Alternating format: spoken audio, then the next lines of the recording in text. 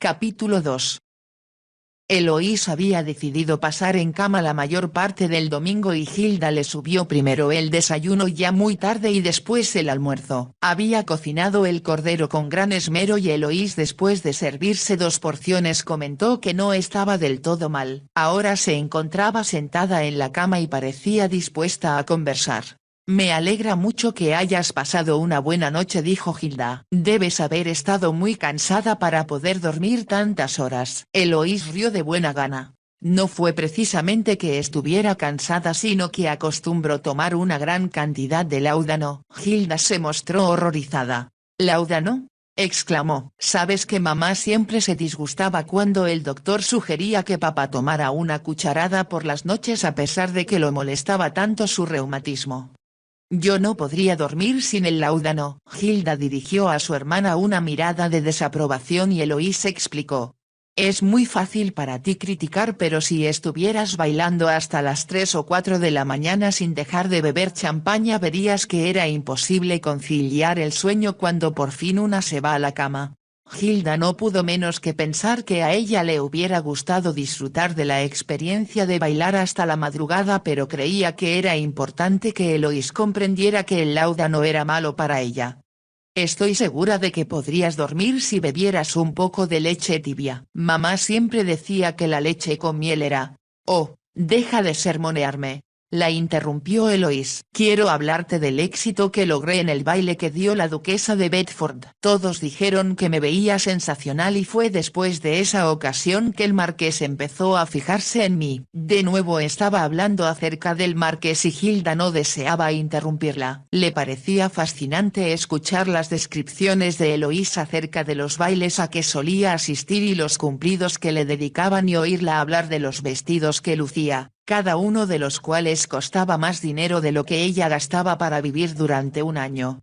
Nunca había sentido celos de su hermana a pesar de que ella con sus exigencias había acaparado considerablemente desde que eran pequeñas la atención y el cariño de sus padres. Hilda se había acostumbrado a recibir lo que quedaba después de que sus padres satisfacían las continuas peticiones de Eloís. Cuando el marqués me dijo, estaba diciendo ahora Eloís, que iba a ofrecer una cena en mi honor en su casa de la Plaza Berkeley, comprendí que estaba de veras interesado en mí.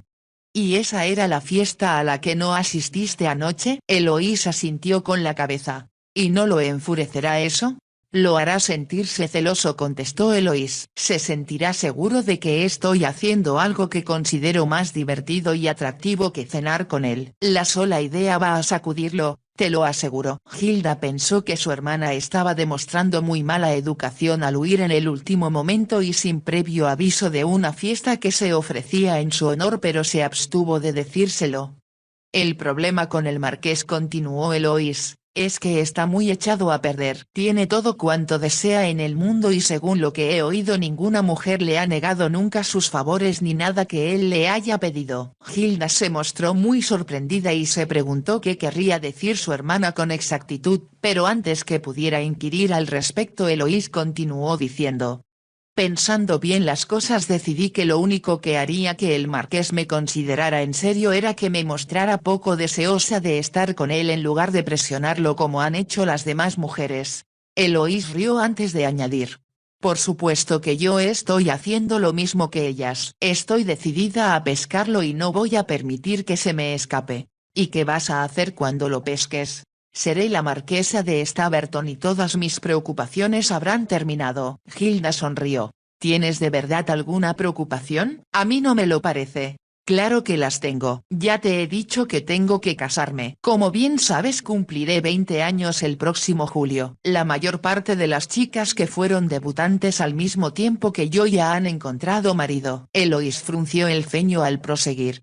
Desde luego todas eran chicas afortunadas. Tenían padres que arreglaban sus matrimonios como se acostumbra en los círculos aristócratas. Pero, ¿no podría tu madrina arreglar un matrimonio para ti? Preguntó Hilda un poco vacilante. Ella pensaba que un matrimonio arreglado era una cosa muy fría, una forma casi desagradable de casarse, pero si era lo acostumbrado tal vez agradaría a Eloís. Mi madrina es tan estúpida. No entiende lo que se espera de ella. Cuando sugerí el año pasado que debía acercarse a Lord Cornwall, cuyo hijo mayor se interesaba en mí, dijo que era embarazoso porque no conocía a los Cornwall. Comprendo muy bien sus sentimientos. Los comprendes porque eres tan estúpida como ella y me atrevo a asegurar que si mamá hubiera vivido no habría sido mejor que ustedes. Uno no debe ser sentimental cuando se trata de avanzar en sociedad. Hilda se quedó callada durante un momento y luego preguntó: ¿El marqués espera hacer un matrimonio arreglado? Estoy segura de que se han acercado a él cuando duque y duquesa, conde y condesa, tienen una hija fea que quieren imponerle como esposa. Pero sospecho que él quiere escoger a la mujer con la que va a casarse. En ese caso debemos orar porque te escoja a ti, observó Hilda. No son oraciones las que se necesitan en estos momentos sino inteligencia, y eso es algo que yo tengo. Creo que a estas alturas el marqués se estará preguntando con desesperación qué me ha sucedido y con quién estoy. ¿Le vas a decir que estuviste aquí? Debes estar loca, exclamó Eloís. Arrugaré la nariz y le diré que la pasé muy bien. Le haré saber con una voz suave y apasionada que le dará que pensar que estuve con alguien que me está enamorando y lo haré sospechar que me han besado. Eso lo pondrá celoso y entonces cualquier cosa puede suceder. Se apoyó contra las almohadas y dirigió los ojos al techo como si estuviera pensando extasiada en lo que significaría para ella que el marqués se le declarara. Hilda calló por un momento y luego dijo: por supuesto yo soy muy ignorante acerca de estas cosas pero, ¿no pensará el marqués que es muy atrevido de tu parte dejar que los hombres te besen? Le parecería muy extraño que ningún hombre quisiera besarme. Comprendo que ellos deseen hacerlo, aceptó Hilda. Eres tan hermosa, queridita, que estoy segura de que los hombres deben considerarte irresistible. ¿Pero debes permitir que te besen? No sabes lo que dices, contestó irritada Eloís. Deja que conquiste al marqués a mi manera. Sé lo que hago. Sí, desde luego, contestó Hilda. Más tarde Eloís decidió que estaba demasiado cómoda en la cama como para moverse, de modo que Hilda le subió también el té. Arregló en una bandeja la mejor porcelana de su madre con un lindo mantelito de encaje y esperó que a Eloís le gustaran los bizcochitos que había logrado hacer aprovechando que el horno estaba caliente. Cuando su hermana terminó de tomar el té, Hilda dijo con una vocecita tímida: tengo algo que preguntarte, Eloís. ¿De qué se trata?, preguntó su hermana. Si yo fuera a Londres, ¿podrías ayudarme a conseguir trabajo de algún tipo? Eloís se sentó bruscamente en la cama. ¿Ir a Londres? ¿Y para qué quieres tú ir a Londres?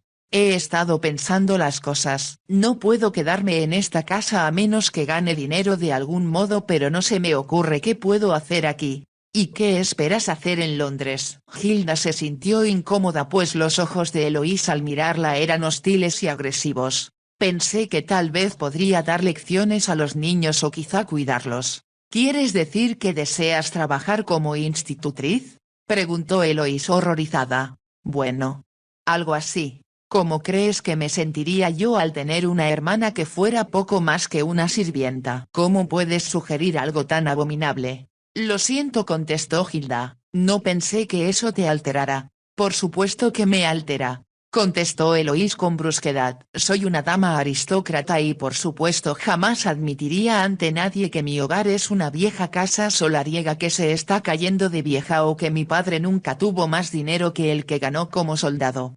Hilda siempre había sospechado que Eloís se avergonzaba de su familia, pero ahora que la oía decirlo con toda claridad le produjo una terrible impresión. Unió las manos para controlar su creciente temblor. Perdóname, Eloís, dijo a toda prisa. No quería molestarte. Me las arreglaré de algún modo. Hilda recordó que apenas la noche anterior había comprendido, al examinar con cuidado su libro de cuentas, que no podía seguir viviendo con la pequeña cantidad de que disponía de los fondos que le dejara su madre.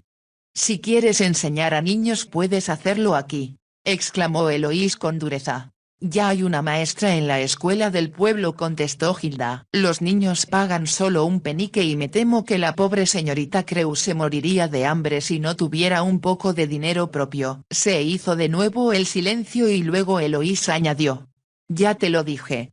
Tendrás que casarte. Debe haber algún granjero o tal vez un comerciante acomodado que considere un honor el hacerte su esposa. Hilda se levantó de la cama y fue hacia la ventana. No miró el sol de la tarde ni el descuidado jardín, sino que contuvo a duras penas las lágrimas que se agolpaban en sus ojos. Ahora entendía con exactitud lo que Eloís pensaba de ella y comprendió de pronto que su hermana no le tenía el menor cariño ni veneraba la memoria de sus padres. El hecho de que hubiera sugerido que se casara con un granjero o con un comerciante a fin de que no le causara la menor molestia en Londres revelaba con toda claridad los sentimientos de Eloís.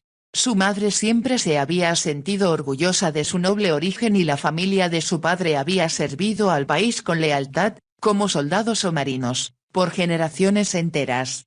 Su abuelo había sido un general al que el reino confirió el título de caballero, el cual heredó el hermano mayor de su padre, y en cuanto a su bisabuelo su nombre aparecía en los libros de historia. Mientras Hilda luchaba con las lágrimas, una voz desde la cama dijo: «Supongo que esto quiere decir que tendré que darte algún dinero, aunque me parece un fastidio». Hilda se apartó de la ventana.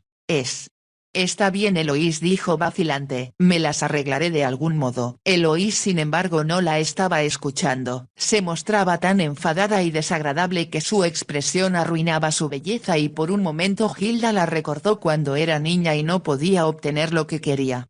Voy a decirte lo que haré, dijo. Te daré 20 libras al año hasta que te cases y será inútil que lloriquees para pedirme más. No estoy lloriqueando, repuso Hilda. Trató de hablar con orgullo pero su voz se quebró y 2 lágrimas rodaron por sus mejillas. Te daré ese dinero, continuó Eloís como si Hilda no hubiera hablado, con la condición de que no vengas a Londres ni pretendas nada más de mí. Por supuesto que no pretendería nada. Lo que quiero decir es que cuando me case con el marqués no le diré que tengo una hermana. No debes jamás aparecer en mi vida ni decir a nadie, fuera de este pueblo, que estamos emparentadas. Te lo prometo, le aseguró Hilda. Pero Eloís, no voy a aceptar tu dinero. Después de lo que me has dicho, preferiría lavar el piso de otra gente que aceptar un penique tuyo. Después de decir eso salió de la habitación cerrando la puerta tras sí. Luego corrió a su dormitorio y se arrojó en la cama echándose a llorar con desesperación. Debido a que Eloís era el último miembro de la familia que le quedaba, siempre había pensado en ella con cariño, pero ahora comprendía que ese sentimiento era más imaginario que real. Había pensado que amaba a Eloís y que Eloís la amaba a ella simplemente porque sin ese afecto estaba completa y absolutamente sola, pero ahora que conocía con exactitud los sentimientos de su hermana le parecía que había perdido algo precioso, como si se hubiera producido un vacío en su vida que ya nada podría llenar. Hilda lloró por largo rato hasta que comprendió que Eloís pediría muy pronto la cena y que debía cocinar la lengua de res que el granjero Higulet le había vendido.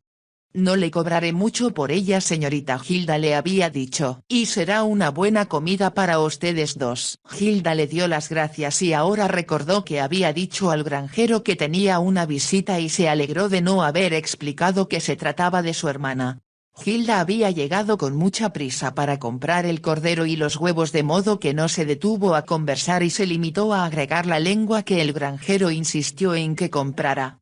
Ahora se lavó la cara con agua fría y bajó la escalera. Todo el tiempo mientras cocinaba se preguntaba con desesperación cómo se las arreglaría cuando Eloís se hubiera ido, ya que los impuestos sobre la casa se vencerían muy pronto. Tal vez fue tonto de mi parte rechazar la oferta de 20 libras que me hizo Eloís, se dijo, pero luego recordó la noble dignidad que había caracterizado a sus ancestros y levantó orgullosa la barbilla. Ella había nacido con el mismo orgullo que los había impulsado a ellos a levantarse en armas, primero contra los normandos y después contra los varones que amenazaban su independencia.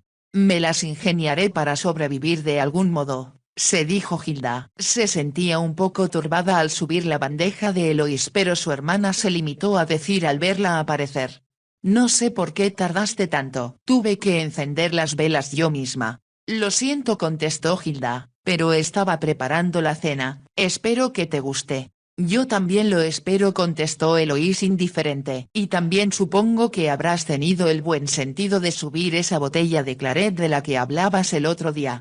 Oh, lo siento. Se disculpó Hilda. No pensé en ello. ¿Pero crees que el claret te haga bien? Mamá siempre decía que el exceso de vino puede arruinar el cutis de una mujer. Mamá decía muchas tonterías, contestó Eloís. En Londres tengo que beber aunque a algunas jóvenes se lo prohíben sus madres. Entonces ¿por qué lo haces tú? Porque quiero por una parte, y porque el vino hace que me divierta más. Siempre he oído decir que el príncipe de Gales bebe mucho al igual que los nobles que lo rodean, comentó Gilda. Algunas veces se embriagan hasta ponerse desagradables antes que termine la velada, admitió Eloís. Pero los que se consideran deportistas no lo hacen porque quieren estar en buenas condiciones físicas para participar en carreras de caballos y cosas así.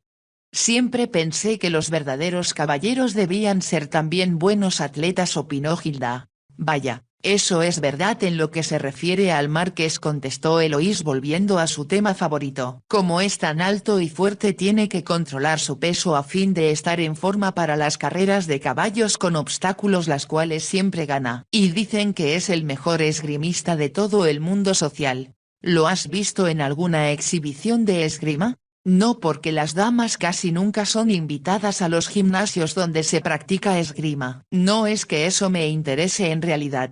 Debía interesarte, exclamó Gilda. Oh, pretendo que me interesa. No quiero ver al marqués haciendo cosas. Quiero escucharlo cuando habla conmigo y oírlo decir que soy muy hermosa. Tomó un espejo de mano que había cerca de la cama y contempló su rostro. Gilda mirándola dijo: ¿Sabes, Eloís? En estos momentos te veo igual a mamá. Opinaba que nos parecíamos a ella y a su abuela, que fue una gran belleza. No creo que nadie haya oído hablar de ella fuera del condado, comentó Eloís con desprecio. En cambio yo soy rival de Georgina, la duquesa de Devonshire, y mucha gente piensa que soy más hermosa. Estoy segura de que lo eres, repuso Gilda con lealtad. Cuando terminó de cenar, Eloís le comunicó a Gilda que ya deseaba dormir. Debo tener un largo descanso esta noche porque mañana voy a un baile y quiero verme lo mejor posible, dijo. Le pidió a Gilda que le trajera otro camisón a fin de poder quitarse el que había tenido puesto todo el día. También hizo que le enrollara el cabello en rizos alrededor de la cabeza y se mostró muy irritada cuando al principio Gilda no lo hizo con tanta habilidad como la doncella que Eloís había dejado en Londres.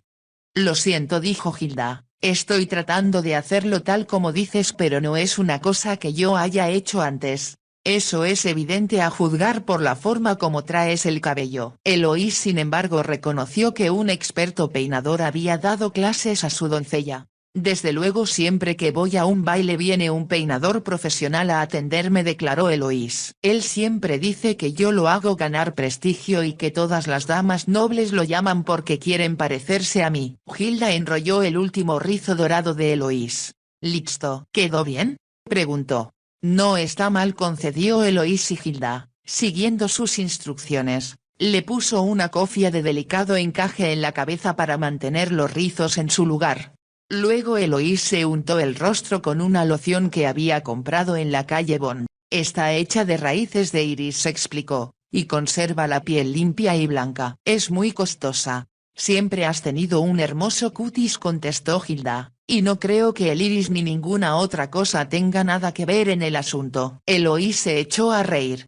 Me alegro de que mi madrina no te oiga decir eso, comentó. Se quejó de la última factura y dijo que yo era demasiado joven para necesitar ese tipo de ayuda. Estoy segura de que tiene razón. No necesitas ninguna loción, solo requieres aire fresco y agua. Gilda habló con firmeza, aunque al mismo tiempo pensó que no quería que Eloís se marchara de casa odiándola por haberla criticado. Después de todo, sin importar lo que diga, sin importar lo mucho que se avergüence de mí, es mi hermana, se dijo Gilda. Y tal vez algún día, quién sabe, vuelva a necesitarme. Eloís, que había estado sentada en el banquito frente al tocador, se metió en la cama. Ahora cierra la ventana, dijo a Gilda, y asegúrate de que las cortinas estén bien cerradas. No quiero que la luz me despierte. Gilda obedeció pensando que la habitación no iba a estar muy ventilada, pero no quiso discutir. Una última cosa, continuó Eloís, trae mi botella de láudano. Está sobre el lavamanos y necesito una cuchara.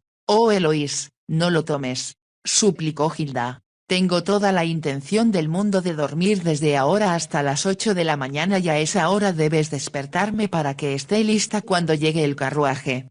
Hilda se abstuvo de seguir discutiendo, pero cuando llevó la botella a través de la habitación le pareció que el oscuro líquido tenía un aspecto siniestro.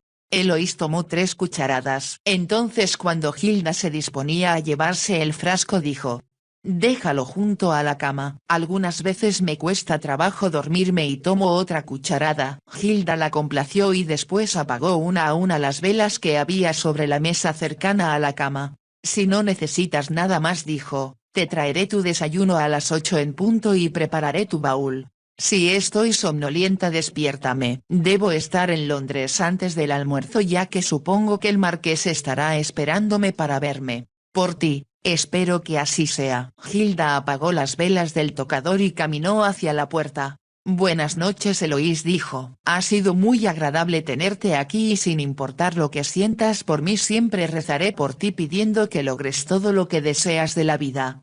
«Lo lograré», declaró Eloís con firmeza. Hilda salió del dormitorio, bajó la escalera y se dirigió a la cocina. Tenía que lavar los platos de la cena y dejar todo listo en una bandeja para el desayuno de Eloís al día siguiente. Mientras hacía todo aquello pensaba: «Debo tratar de conservar la casa para que haya un lugar al que Eloís pueda venir si las cosas le salen mal». Sin saber por qué tenía la impresión de que su hermana no se casaría con el marqués a pesar de que estaba tan decidida. En algunas ocasiones Hilda tenía presentimientos que parecían ilógicos y sin ninguna base aparente, pero que invariablemente resultaban ciertos. Había heredado de su madre esa habilidad para percibir cosas que estaban más allá de los sentidos. «Yo siempre sabía cuando tu padre estaba en peligro», solía decir la señora Wingate con suave voz, aunque al principio pensé que se trataba de mi imaginación. Hilda había descubierto que ella también poseía ese poder de clarividencia. Siempre sabía cuando la gente que conocía era honesta y sincera, cuando era deshonesta y falaz y cuando le decían una mentira. Ahora, después de oír hablar a Eloís del marqués y de su convicción de que iba a proponerle matrimonio, Hilda tuvo la certeza de que eso no sucedería y de que su hermana sufriría una desilusión. «Estoy equivocada. Debo estarlo», trató de convencerse cuando se fue a la cama. Pero al desvestirse sus sentimientos eran demasiado intensos para poder negarlos y como no quería pensar en ellos se dedicó a recogerse el cabello de la misma forma en que lo había hecho con Eloís. El cabello de Hilda, a diferencia del de Eloís que era lacio, tenía rizos naturales. «Si está demasiado rizado por la mañana me veré espantosa», pensó. Pero también se dijo que si se lo arreglaba en el mismo estilo de Eloís le favorecería tanto como a ella.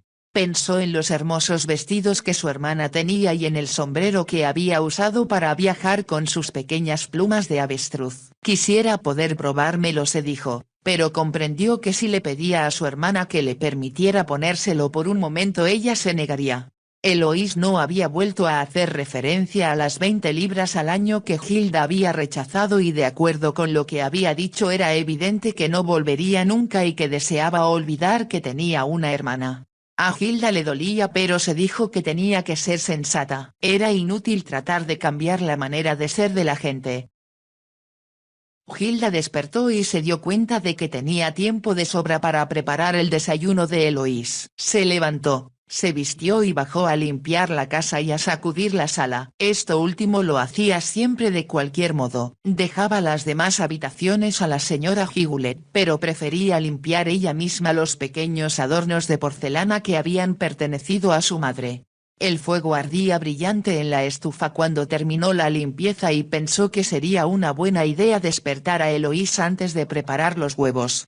Por lo tanto subió unos minutos antes de las 8 y entró en silencio en el dormitorio para descorrer las cortinas. La luz del sol entró a raudales y al mirar por la ventana le pareció que había más flores entre los arbustos de las lilas que el día anterior.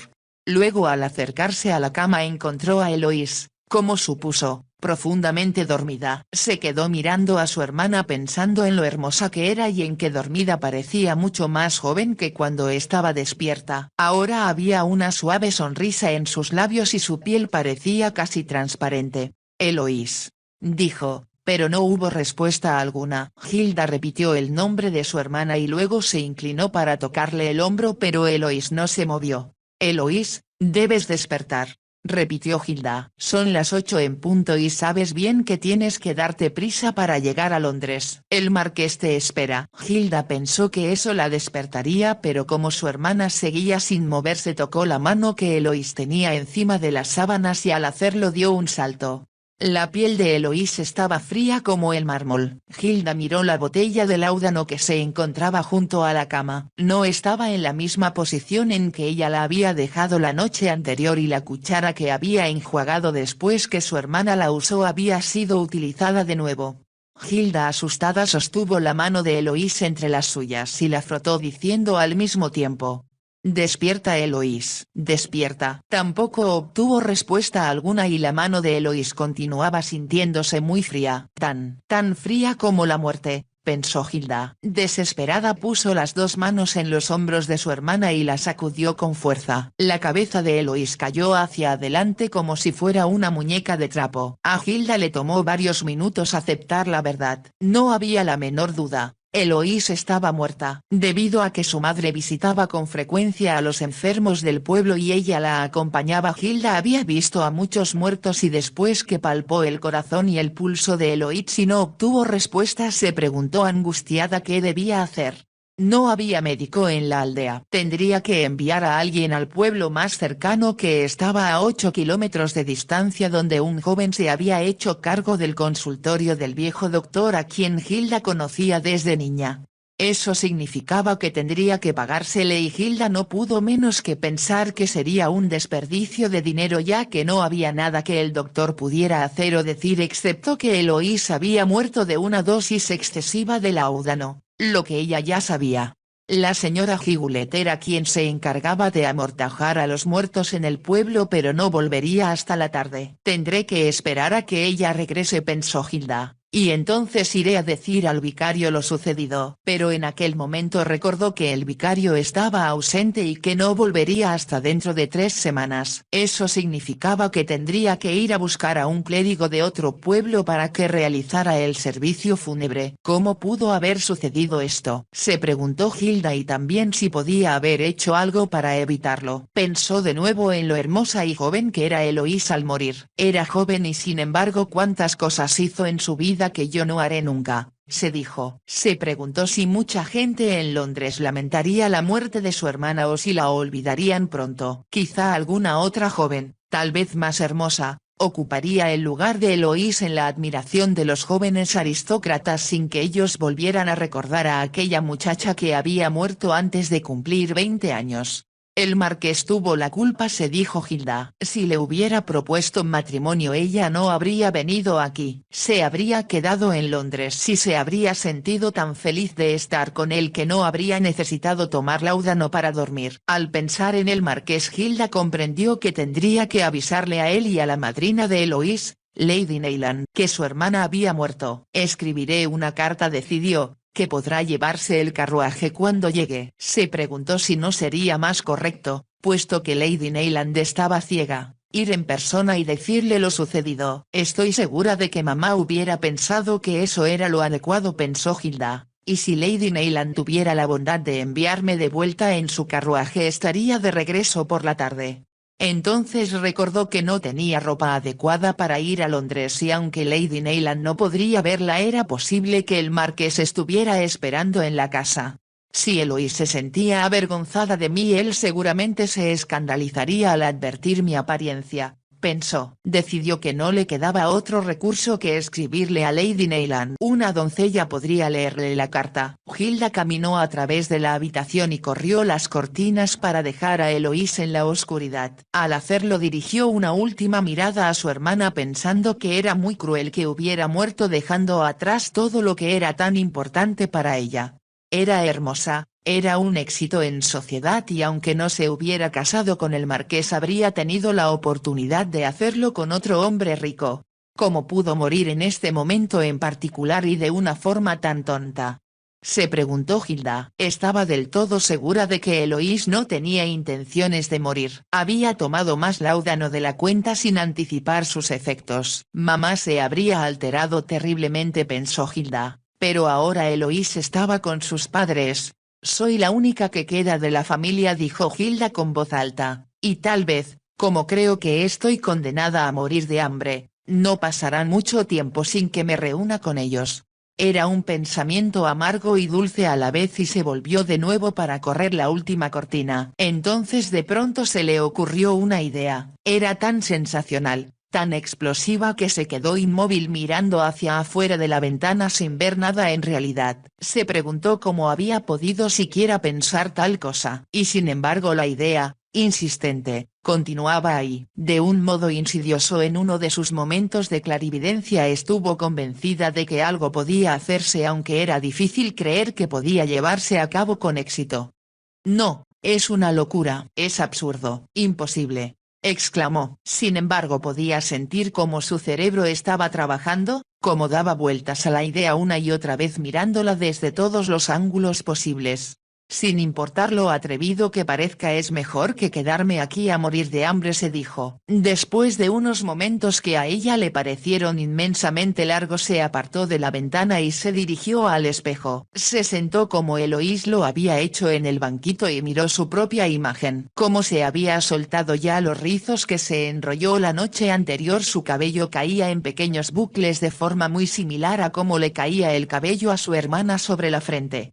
A Hilda le pareció ahora que el rostro que se veía bajo los rizos no era el suyo sino el de Eloís. Se dio cuenta de que había entre las dos una notable semejanza ya que eran gemelas idénticas. Hilda se miró detenidamente. La forma de su rostro, la pequeña nariz recta y los ojos eran los mismos que de su hermana. En el tocador frente a Hilda estaba la pomada para los labios que usaba Eloís y la pata de conejo con la que agregaba un poco de color a sus mejillas. Estaba también el polvo que hacía parecer su piel todavía más blanca. Como si estuviera soñando, Hilda se aplicó los cosméticos del mismo modo que su hermana lo hacía. El sábado, cuando llegó después del almuerzo, Eloís había subido a su dormitorio para quitarse el vestido de viaje y ponerse algo más fresco y más ligero, y sentándose ante el tocador había exclamado: «Cielos, me veo terrible». Entonces había añadido un ligero rubor sonrosado a sus pálidas mejillas, hizo brillar sus labios con la pomada y se aplicó polvo en la cara. Su apariencia era ahora diferente y parecía un poco mayor.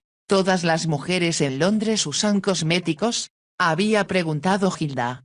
Por supuesto que sí, contestó Eloís. Yo me sentiría desnuda sin ellos. Te hace parecer extraña, pero al mismo tiempo muy hermosa. Al decir esto, Hilda se había mirado en el espejo un poco desilusionada de su propia apariencia. Ahora los cosméticos la transformaron en la viva imagen de Eloís. Soy un duplicado de Eloís, se dijo al levantarse del banquito. Pero ¿cómo puedo pensar en hacer algo así?, se preguntó casi esperando que su hermana se sentara en la cama y le reprochara tal pretensión. Pero Eloís se quedó muy quieta. La luz del sol tocaba el oro de su cabello confiriéndole un halo dorado. Estoy segura de que habría sido bondadosa conmigo si hubiera vivido, añadió Hilda para sí, aunque sabía que no era cierto. Un momento después, como obedeciendo un impulso más fuerte que su voluntad, se dirigió hacia el guardarropa.